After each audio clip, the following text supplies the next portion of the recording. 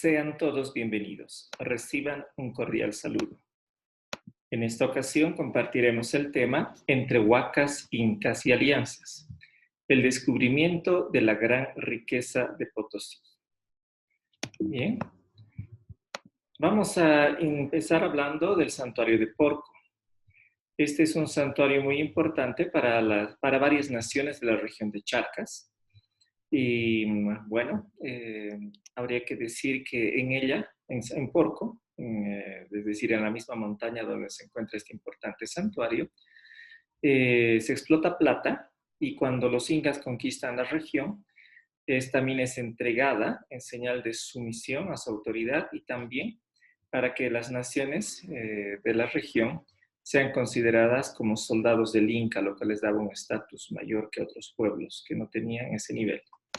Bien, hay que mencionar que en lo que se refiere a Potosí, hay una huaca local de nombre Puquina, Capaquique, probablemente que data de la época Tihuanacota, que se enmarca en un lugar sagrado cuya entrada sería Muyupuncu o la cueva de San Bartolomé actualmente. Pero en un nivel un poco más amplio, el Cerro Rico se entrelaza con otros santuarios que se encuentran en cerros cercanos a lo que es hoy la ciudad de Potosí. Pero aún así hay otra red mucho más grande que reúne a los principales santuarios del Imperio Inca a través de unas líneas llamadas seques. Y también estaría inscrita en los seques el santuario de Potosí. Bien. Bueno, parece ser que cuando llegan los incas, el Cerro Rico se convierte en un adoratorio dedicado al sol y por eso no se explotaría intensivamente la plata durante todo el imperio del periodo incaico. Bien, bueno, vamos a hablar ahora de que también, aparte de esto, Potosí era una región que tenía un interesante aprovechamiento agrícola. ¿Bien? Y cuando llegan los españoles, esta región que estaba poblada, digámoslo, relativamente de una forma densa, es abandonada, ¿no? Toda la zona de Potosí para que justamente los españoles no sospechen siquiera que hay plata en el Cerro Rico. Bien, bueno, vamos a mencionar que justamente la primera expedición española que llega por allá es la de Diego de Almagro, que entre 1535 y 1536 recorre la región de Charcas rumbo a la conquista de Chile. Bien, cuando pasa por la región potosina, nadie le informa acerca de las minas ni de Porco ni de Potosí. De hecho, aunque la expedición recorre zonas relativamente cercanas, pero no circula por los lugares específicos. Bien, la situación cambia para 1538, cuando después de enfrentarse con los españoles, finalmente los Caracara, los Charqui y los Yampara hacen una alianza con los españoles. Y es en ese momento que, reconociendo que España ha reemplazado al Inca, ¿no?, en cuanto a autoridad máxima, entonces el sumo sacerdote Huilacumu y la autoridad máxima de la Confederación Caracara Charca, el curaca Aymoro, perteneciente a la nación Yampara, entregan ambos Porco a los españoles, ¿no? Y hasta ese momento, Porco era lo mejor del Perú, es decir, la mina más rica de toda la región del territorio ocupado por los españoles.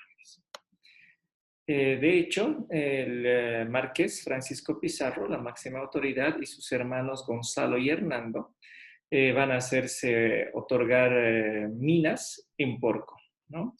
De hecho, ahí tenemos nosotros una imagen que nos muestra la mina del asiento de Porco y es probablemente la imagen más antigua en mapa que tengamos de Charcas. Bien, durante los próximos años, ¿no?, se va a aprovechar bastante de esta riqueza y se estima que entre 1545 y 1546 allá trabajarían alrededor de 7,000 indígenas en la explotación de la plata. Bien, bueno, ¿qué va a pasar en estos años? El rey Carlos V determina que la encomienda, que era el sistema por el cual los hispanos aprovechaban la riqueza, digamos, del territorio ocupado, se reduzca solamente una generación, es decir, se nombra un encomendero durante toda la vida de este disfrute de su encomienda y cuando muera se acabe completamente la encomienda. Que tengo otro video que explica un poco más en detalle qué es una encomienda, les invito a verlo. Bien, pero los encomenderos, que eran básicamente los conquistadores españoles, no estuvieron de acuerdo y en 1544 una parte de ellos se subleva contra el rey. Quien asume el mando de esta rebelión es Gonzalo Pizarro. Francisco hasta entonces ya había muerto, ¿no? Y se convierte en el líder de la insurrección, ¿no? Gonzalo Pizarro, recordemos que era probablemente el principal propietario de las minas de Porco y él en persona estaba supervisando su explotación. Como Gonzalo Pizarro se va, se organizan los encomenderos y el 28 de octubre de 1544 tiene lugar lo que sería la primera declaración de independencia de América, que tiene lugar en la ciudad de Lima, dirigida por Gonzalo Pizarro. Bien, mientras esto va ocurriendo, hay todavía un núcleo de resistencia inca en las regiones de Vilcabamba y al parecer con ramificaciones inclusive hasta la Arecaja, que correspondería a la parte central de Bolivia. Bien, Manco Inca está resistiendo en esta zona y cuando se enteran que hay esta ruptura entre los encomenderos, un grupo rebelde y otro grupo leal a la corona, deciden buscar una alianza con los españoles leales a la corona en contra de los encomenderos. Bien, entonces al formarse estos dos grupos hispanos, los incas que todavía estaban resistiendo en la zona marcada en rojo en el mapa, buscan a los leales a la corona. Para entonces, Porco es la principal fuente de ingresos de los sublevados, ¿no? Que ellos están controlando prácticamente toda la región del centro y sur del Perú y toda la región de Charcas. Y de hecho, habría que mencionar que Gonzalo Pizarro ya tenía un pequeño asiento minero en las mismas faldas del Cerro Rico de Potosí, que explotaba la riqueza que estaba a las faldas del cerro y no sospechaba que en la cima se encontraba una de las mayores riquezas del mundo, ¿no? Bien, ¿cómo se explotaban estas riquezas? Pues se utilizaban unos hornos andinos llamados huayras, cuya imagen pueden ver en la parte inferior, que solamente los indígenas sabían hacer, ¿no? De hecho, para la fundición de la plata, necesariamente se tenía que contar con mano de obra especializada indígena. Bien, bueno, Gonzalo Pizarro no encuentra mucho metal en ese lugar, ¿no? En Potosí mismo, ¿no? Por eso era un asiento secundario, siendo Porco el principal punto donde se explotaba la plata. Pero los españoles llegan a enterarse de que en la cima del Cerro de Potosí hay un adoratorio, es decir, que había una huaca y seguramente había muchas ofrendas valiosas dejadas a la huaca en ese lugar. Así que en ese contexto es que aparece Diego Hualpa. Bien, ¿quién es Diego Hualpa? Es un noble inca y además es un experto en minería. Durante el Incario fue guardián de las plumas de Huáscar, lo cual significa que tenía un rango realmente muy elevado dentro de la nobleza inca. Él mismo dice que es hijo del curaca Alacajuca, el cual era natural de Yanqui, en la región de Chumbivilcas, en el Cusco, ¿no? Bien. Diego Hualpa, después de la llegada de los españoles, se une a uno de ellos, llamado Cardoso, y llega hasta la región de Porco, justamente como era especialista en minería, ¿no? Trabaja junto con Cardoso y posteriormente con otro español apellidado Marín. Bien, y además Diego Hualpa viajaría con relativa frecuencia entre Porco y Cochabamba, y es en la región de Cochabamba donde podría entrar en contacto con los aliados de Manco Inca que desde Cochabamba era muy fácil pasar a Larecaja y de Larecaja a la región controlada por Manco.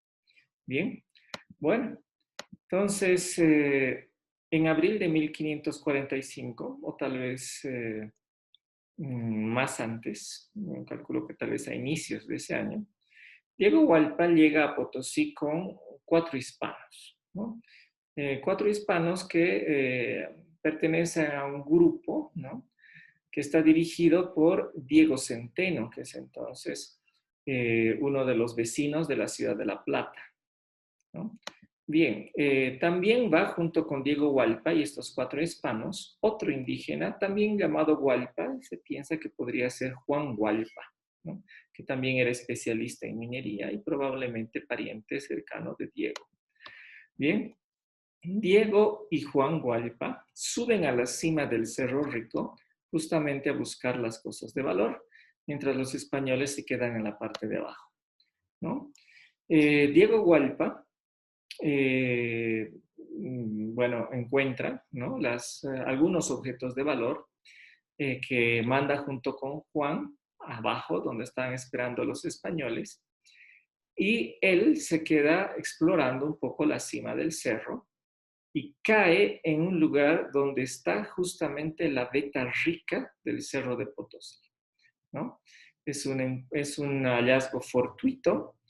Y habría que mencionar que los españoles no suben hacia la cima del cerro porque sabiendo que es un adoratorio tienen miedo de que allá puedan haber espíritus malignos y por eso van Juan Hualpa y Diego Hualpa. Bien, cuando Diego se da cuenta que la tierra, ¿no? Donde él se encuentra tiene un alto contenido de plata, entonces inmediatamente vuelve a Porco, ¿no? Allá procesa el metal y confirmando que realmente hay una buena riqueza. Entonces convence a Álvaro de Olmedo, uno de los 4 que fueron con él la primera vez, de regresar al cerro, ¿no? Pero cuando están ya probablemente subiendo el cerro, un golpe muy fuerte y sorprendente de viento derriba a Olmedo y le hace perder su capa y su sombrero. Y entonces Álvaro, como tenía miedo de los espíritus malignos, entonces se va entre molesto y asustado sin llegar a ver la veta de la plata, ¿no? Diego Hualpa recoge una cantidad mayor de metal, ¿no? Que la que obtuvo la primera vez, regresa a Porco, procesa el metal e inclusive una parte de lo que trae le entrega a Olmedo, que al parecer no sabía él mismo procesar el metal ni tenía cómo hacerlo, entonces de esa manera parece que no aprovecha la gran oportunidad que Hualpa le da. Bueno, Hualpa procesa, como decimos, su metal, retorna a Potosí, encuentra más, pero al ver que los españoles no le prestan mucha atención, entonces le avisa a otro inca noble, llamado Chalco Inca, natural de Accha, en el Cusco, y posiblemente es a quien después se le conoce como Baltasar Chalco Yupanqui. Bien, en todo caso, si no fuera el mismo Baltasar, sería tal vez un pariente cercano de él. ¿Quién era Baltasar Chalco Yupanqui? Pues era hijo de Apu Chalco Yupanqui, sacerdote del Sol de Copacabana, y además que había sido aliado de Diego de Almagro cuando entró en Charcas el año 1536. Como era sacerdote del Sol, entonces sabía la ubicación de todas las minas consagradas al Sol y Potosí pues era una de esas minas, ¿no? Chalco Inca, ¿no? En ese momento era Yanacona de Lorenzo de Estupiñán. Habría que precisar que en esa época Yanacona hacía referencia a trabajadores especialistas, digámoslo así, que tenían un alto nivel, un alto perfil profesional, ¿no? Y aparte de eso, obviamente, tenía el rango en estatus de noble inca. Bien, bueno, Chalco trabajaba como especialista en minería para Lorenzo de Estupiñán.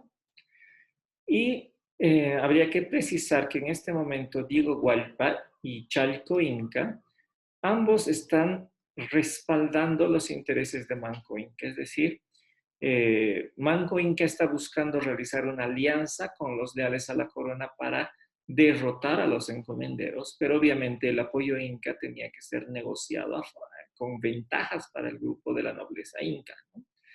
Entonces, Diego Gualpa y Chalco Inca estarían buscando justamente algún español con el cual iniciar las negociaciones para lograr una alianza que sea productiva para ambos bandos. Bien, en ese momento, sin embargo, los encomenderos rebeldes están dominando prácticamente todo el Perú y toda la región de Charcas.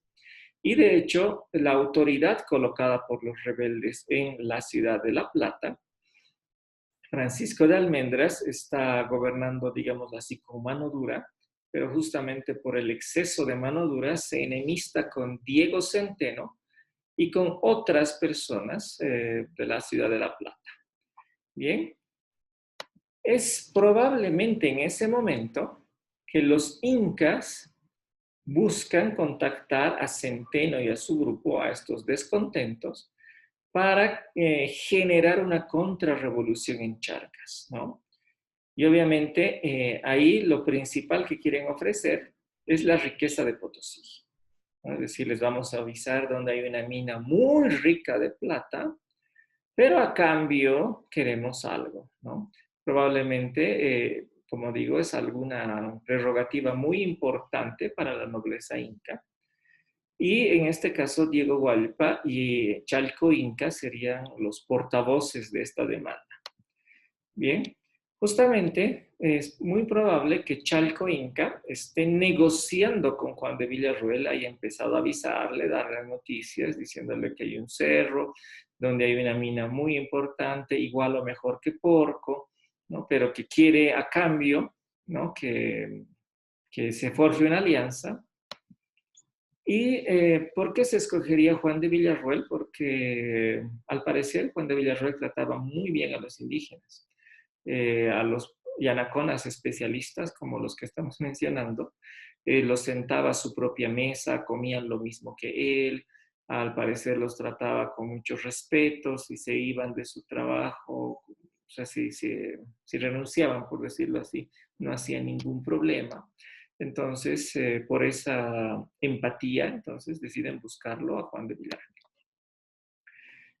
Pero en algún momento de estas negociaciones, alguien probablemente les escucha, o a uno de ellos, o a los dos, y es Diego Poma, este indígena de nación Huanca, ¿no? Es originario del Ayllu Aguacora Pacora, perdón, de Jauja, ¿no? Que queda en la región central del actual Perú. Bien. Este indígena, Diego Poma, perdón, está al servicio de Juan de Villarroel, ¿no? Trabaja para él, y Juan de Villarroel a su vez es mayordomo de Juan de Estupiñán. Valdría decir entonces que Chalco Inca y Diego Poma, ambos están trabajando en contacto con Juan de Villarroel, ¿no? Seguramente de una forma más o menos cotidiana entraban en contacto los tres.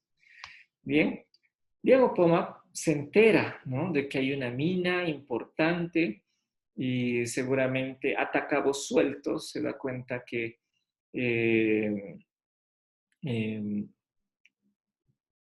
Diego Hualpa ha vuelto con plata, ha procesado el metal, bueno, en fin, alguna cosa sospecha. Y entonces, cuando pasa por Potosí, ¿no?, bajo una recua de llamas, probablemente rumbo a Cochabamba, entonces él decide hacer un alto en el camino, se atrasa a propósito, digámoslo así, deja las llamas en las faldas del Cerro Rico y él se va a explorar el cerro, ¿no? Sabiendo que Diego Gualpa ha ido a un adoratorio, ¿no?, que ha sacado algunas cosas de ahí y que es amigo de Chalco Inca, que de repente está negociando, ¿no?, con Juan de Villarroel.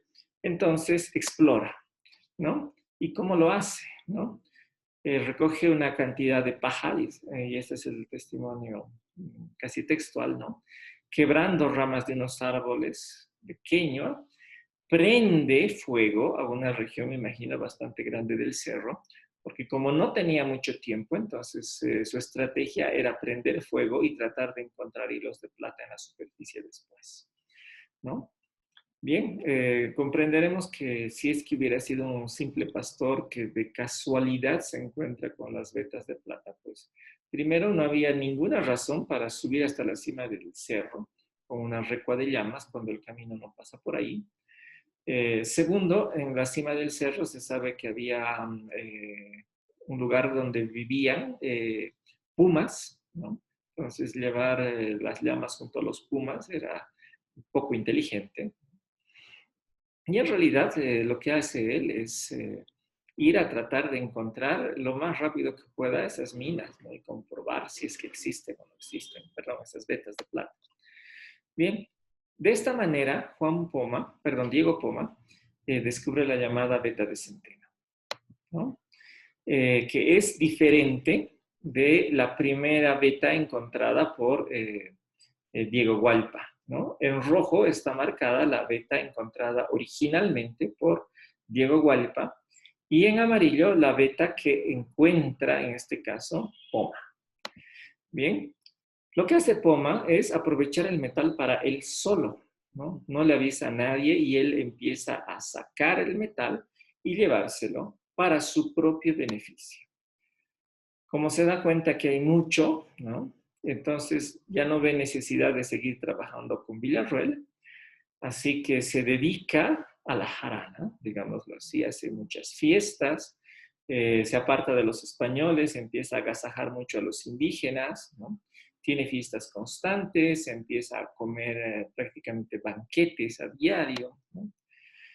Y habría que aclarar que Diego Poma no está en el grupo de incas que en ese momento están negociando con Villarroel, ¿no? Esta contrarrevolución, digamos, contra los encomenderos. Habría también que mencionar que los huancas eran enemigos de los incas, ¿no? Habían sido dominados por ellos y en el proceso de conquista del Perú, los huancas habían sido los principales aliados de los españoles en contra de los incas. Bien, bueno, como trabajaban juntos, ¿no? Por mucho tiempo y de repente Poma empieza a tener mucha riqueza inesperada, Chalco Inca se da cuenta del origen de la riqueza de Poma y se enfrenta con él, ¿no? Esto aparece recurrentemente en los relatos del descubrimiento del Cerro Ricón, que con fuentes un poco tardías y obviamente, digámoslo así, un poco distorsionadas por el boca a boca que se pasó de generación en generación. Pero algo que es recurrente es que hay un enfrentamiento entre indígenas y a partir de eso se descubre la riqueza de Potosí a los españoles. Bien, Poma se da cuenta en esta discusión de que Chalco Inca en muy breve plazo va a avisar a los españoles que hay plata en el Cerro Rico, ¿no? Que es cuestión de tiempo. Entonces, lo que hace Chalco Inca es adelantarse a los hechos, así que va justamente con Juan de Villarroel, ¿no? Como para cortar, digamos, de raíz cualquier pretensión incaica, y le avisa que hay plata, y le dice que le puede llevar al cerro y mostrarle, ¿no? La plata. Y entonces, textualmente le diría, de este metal que estáis aquí, o sea, en Porco, sacando, hay mucho más cerca de aquí y mucho más rico que este, ¿no? Entonces se va al Cerro Rico con Juan de Villarroel y con otros españoles más. Y de hecho se cercioran que efectivamente había una extraordinaria veta. Y Juan de Villarroel saca algunos costales, ¿no? De este precioso metal, regresa a Porco y el 21 de abril de 1545 registra oficialmente su mina, ¿no? Como regalo, ¿no? En reconocimiento especial a este gran servicio o gran favor, ¿no? Villarroel le regala a Diego Poma una camiseta y una manta de cumbi probablemente, o sea, atuendos de la nobleza indígena. Hay que recordar que Diego Poma no es indígena, solamente un indio especialista, pero no es un noble inca. Entonces, al otorgarle este atributo, le está subiendo de estatus, ¿no? Pero obviamente eso es en cuanto a estatus, porque la principal recompensa que recibe Diego Poma es una parte de la mina que Juan de Villarroel va a explotar, ¿no? Es decir, Juan de Villarroel va a tener varios trabajadores, va a sacar una gran cantidad de plata, mucho más de lo que Diego Poma sacaría solito por sus propios medios. Y entonces una parte de esa riqueza va a ir para Diego Poma. Y obviamente hay otros españoles que se benefician, entre ellos Diego Centeno. Justamente la veta va a llevar el nombre de Centeno, porque los españoles que van a beneficiarse de este hallazgo son del grupo que él dirigía. Bien, bueno, ante estos hechos, probablemente Diego Gualpa y Chalco Inca quedan completamente sorprendidos y fuera de lugar, digámoslo así, ¿no? Porque hasta ese momento es muy probable que no hayan logrado todavía negociar una alianza satisfactoria en el marco de una reciprocidad, que es dar y recibir en la misma medida, ¿no? Y a cambio de una riqueza tan fabulosa de Potosí, probablemente los incas estaban esperando unas prerrogativas realmente importantes. Bueno, Chalco entonces va con Villarroel, ¿no? Y ante los hechos consumados le dice, yo te puedo mostrar dónde está una veta en el Cerro Rico. Pero Villarroel parece que no le hace caso porque piensa que ya es la misma veta que ya le han mostrado, ¿no? Entonces ya no tengo nada que ganar, ¿no? Ante esta situación, Diego Gualpa, el principal y primer descubridor, se acerca a otro español llamado Antonio Quijada y a él le muestra la veta, la otra veta, la veta rica, la primera que se descubrió, y Antonio Quijada sí queda como el dueño de la mejor mina de Potosí, ¿no? Probablemente ahí recién Villarroel se da cuenta, ¿no? De la oportunidad que ha perdido. De todas maneras, la beta que le tocó realmente era bastante buena, por otra parte. De todas maneras, Villarroel le reconoce, digamos, el favor que le quiso hacer Chalco Inca, ¿no? Y queda la memoria posteriormente de que Chalco efectivamente se la demostró, ¿no? a Villarroel la beta, pero en este caso ya tenía otro rey. Bueno, al mismo tiempo que estas cosas están ocurriendo, se sabe que el virrey Blasco Núñez, que se había retirado a la región de Quito, está preparando un ejército para enfrentarse con los encomenderos rebeldes, ¿no? Entonces, ante esas noticias y poseedor ya de la gran riqueza de Potosí, Diego Centeno lidera una contrarrevolución a favor del rey en la ciudad de La Plata. Probablemente esta tiene lugar el 15 de junio de 1545, es decir, poco tiempo después del hallazgo oficial del Cerro Rico, ¿no? Y lo que hacen es deponer a Francisco de Almendras y de hecho es ejecutado, ¿no? Y con el apoyo de los incas, ¿no? Las naciones de Charcas, todas las naciones, unánimemente deciden plegarse al bando leal, a la corona, en contra de los encomenderos, ¿no? Entonces, hasta ese momento, finalmente se estaban cumpliendo los planes incaicos, ¿no? De que tenía que combatirse a los encomenderos, aunque hubo algunos indígenas que no estuvieron de acuerdo. Al parecer, el líder local de los Vicisas, ¿no? Que son los que, digámoslo así, el grupo dentro de la Confederación Caracara-Charca, que efectivamente vivían en la región de Porco y en Potosí, se habrían enfrentado a los españoles, ¿no? Habían luchado contra ellos, no queriendo que se asienten en el Cerro Rico. Primero, probablemente porque era su santuario, su huaca. Y por otra parte, porque sabían que iba a llegar una cantidad impresionante de personas atraídas por esa riqueza. Y de hecho, habrían en un momento de tregua, probablemente, o de negociación, exigido que les entreguen la cabeza de Diego Gualpa, el que descubrió la riqueza, por así decir, a los españoles, el primer descubridor.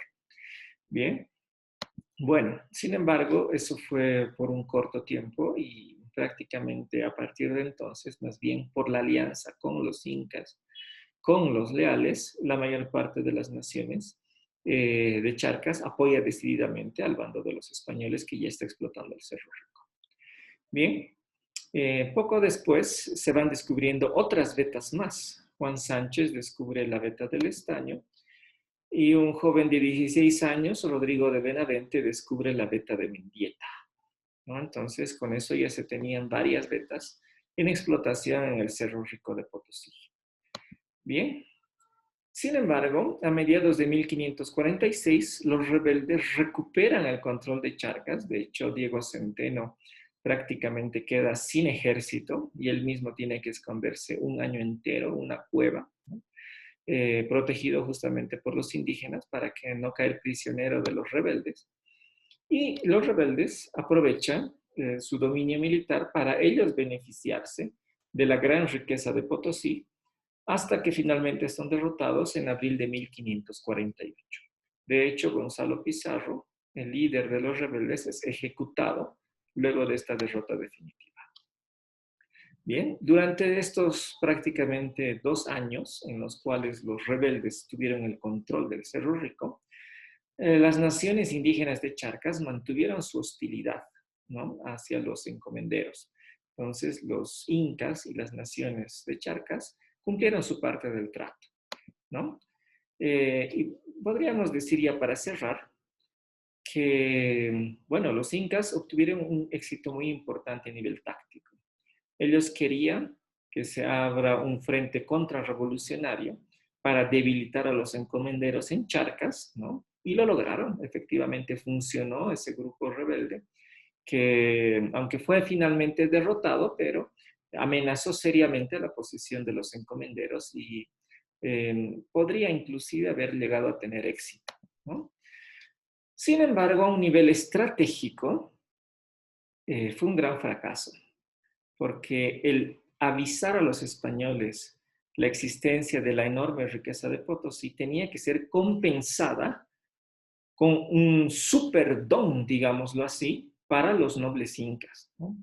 Un estatus muy especial dentro del ordenamiento del Imperio Hispánico, probablemente grandes dotaciones de tierras, en fin, muchas cosas que no pudieron pedir porque la riqueza de Potosí se descubrió antes de poder llegar a acuerdos satisfactorios, ¿no? Y bueno, ¿cuál era la causa de todo el movimiento incaico?